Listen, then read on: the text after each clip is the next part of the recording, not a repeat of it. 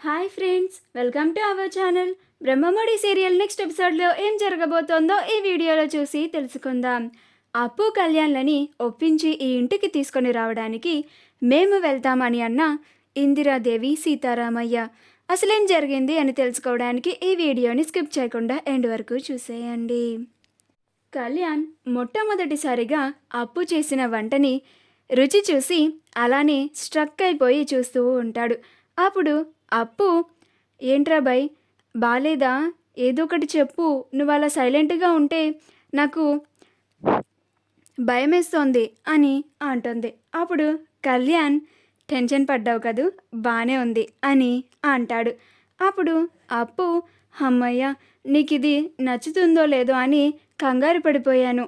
నాకు వంట ఇలానే వచ్చిరా బై, కొంచెం ఏమన్నా రుచులు తగ్గుంటే నన్ను తిట్టుకోకు అని అంటుంది. అలా ఇద్దరు సరదాగా మాట్లాడుకుంటూ భోజనం చేస్తూ ఉంటారు.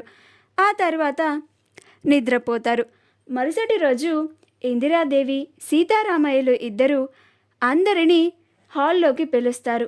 అప్పుడు రాజ్, ఏంటి నానమ్మ, ఏంటి అందరినీ పిలిచారు అని అంటాడు.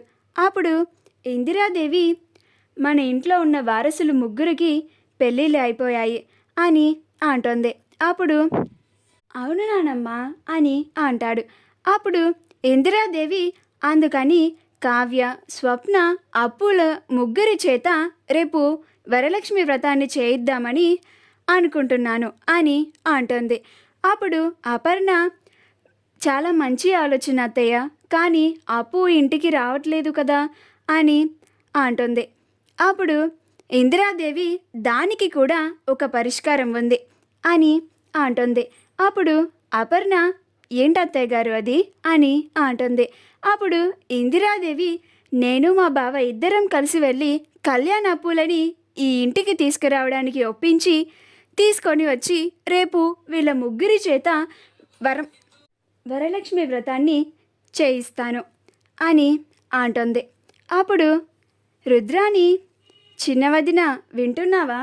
మా అమ్మ రేపు అప్పు, కావ్య, స్వప్నల చేత వరలక్ష్మి వ్రతాన్ని చేయిస్తుందంట. నీకు ఇది ఇష్టమేనా అని అంటుంది. అప్పుడు అందరూ రుద్రాణిని పుల్ల పెడుతుంది అన్నట్లుగా సీరియస్గా చూస్తూ ఉంటారు. అప్పుడు ధాన్యలక్ష్మి, నాకెలాంటి లేదు. అత్తయ్య గారు అమ్మవారి పూజ కోసం అప్పుని కళ్యాణ్లని ఇంటికి తీసుకొని వస్తాను అన్నారు కాబట్టి నాకు ఎలాంటి అభ్యంతరం లేదు.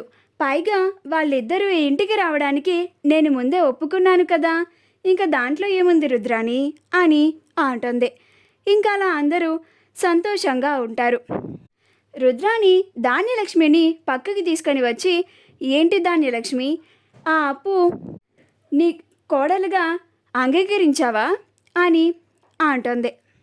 అప్పుడు ధాన్యలక్ష్మి, నేను ఆ అప్పుని పూజ చేయడానికి మాత్రమే ఒప్పుకున్నాను.